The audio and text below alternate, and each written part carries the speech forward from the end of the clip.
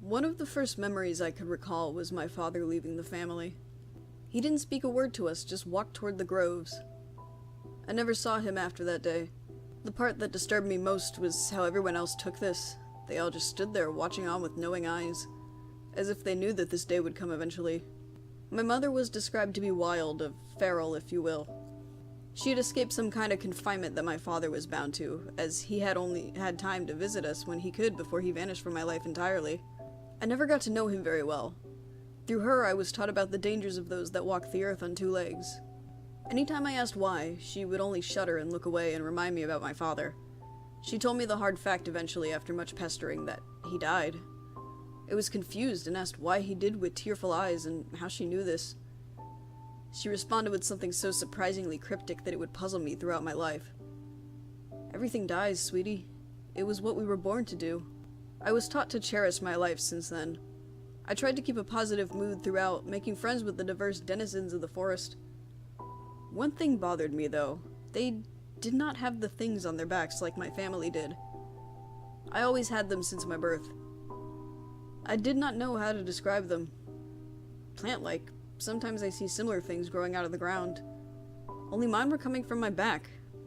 Odd. I was told that we were safe here, hidden in woodlands, free to play and wrestle with each other. When I was playing around, I often got a sharp pain in my back that sometimes made me quit entirely. The others did not seem to have these backaches.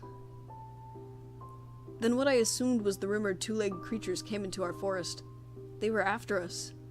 Many resisted, some fell. Others were knocked and beat into submission, and a select few of those ones were abducted.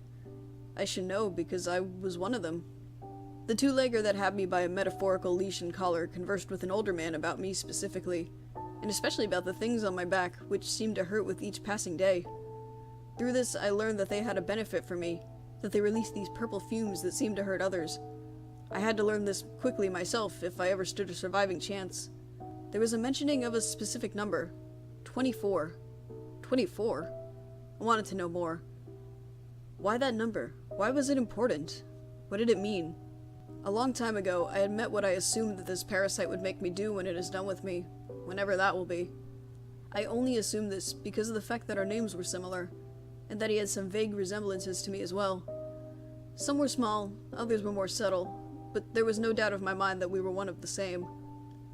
With a little help and guidance, we overcame this monstrosity and left it to die. I got a good look at it. It was horrible. At first I mistook the white dots to its face as the creature's eyes, but I was mistaken. It had none at all. The infection started to grow out of it. How could it see? Was it blind? Dead? But it was moving. How could the thing be dead if it was moving? It's back. Oh God, it's back. I have come to terms with the fact that I am no longer in control of my body anymore. The parasite is what moves me around, takes orders, and all my day-to-day activities. I can't even breathe without the help of the thing inside of me. I have gone into a complete submission. I was now fully under control of it, and the humans still wouldn't even try to help me. I'm starting to believe that he is a sadist who enjoys watching me in my suffering. Every day my back hurts more and more. The only thing I still have left is my consciousness, and even that I feel that it is slowly starting to be taken away from me as well. The parasite has gotten into my brain, controlling my movement. Every time I start to move on my own free will, it takes over again. I have absolutely no freedom. The pain, it still hurts all the same without any sympathy. I can feel it inside of me. I feel it more than in my back now. I can feel it beneath my skin and my nerves and tendrils, making me twitch and itch irritably, writhing, moving, growing. The number the human said that day repeats in my mind every day since, as if it was the only number I knew anymore. 24. 24. 24. 24. One night I was released from my containment to find the boy alone. Although we speak in different tongues, figuratively, he must have sensed how melancholic I was becoming. He embraced my smaller body to his chest for what I figured would be the final time. He realized what was going to happen, and whispered to me that there was nothing to do about it. There was a way to stop it, but that I would never have my full potential. He told me that it was not anything personal, that it only has to happen. In a whisper, he repeated what my mother told me that day when my father left. I never understood what she meant, but I knew now.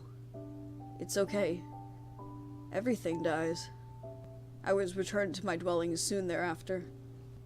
I awoke to the movement of my body walking about, the mindless abomination beneath my flesh having full control of my movement. The most I could do was skitter. That only twitched some of the tendrils that only delayed the process, however. There was no human in sight, my own or any other. I seemed to be alone in these woods. The only thing I was able to do was think as my body was guided. It climbed a tree before using my own teeth to grip onto the bark. I tried to jerk my head away to get it loose, but it was all in vain. I looked around for any sign of hope or perhaps even help, only to find other members of my species around me in the neighboring trees. The infection inside of them taking root as it burst from their backs in full form, scarlet trickling the trunk of the tree as well as the ground below. The parasite inside of them becoming larger, forming a large bulb crimson by the blood of its host. It was then that I realized that we as a species were doomed. We were all fated to this horrendous death once we reach maturity, but our body still moves as it is taken over by something else. My body suddenly glows an intense white that would blind one's eyes before I too become just like my brethren around me. It was almost as if my body had become light in its purity. Then the pain started. The last pain I will ever feel, and it was there at full force. It was almost as if my back was pierced by 1,000 knives, liquid traveling down it and flowing down my legs. I screamed out, although nobody told it to stop. Congratulations! Your paras evolved into a parasect.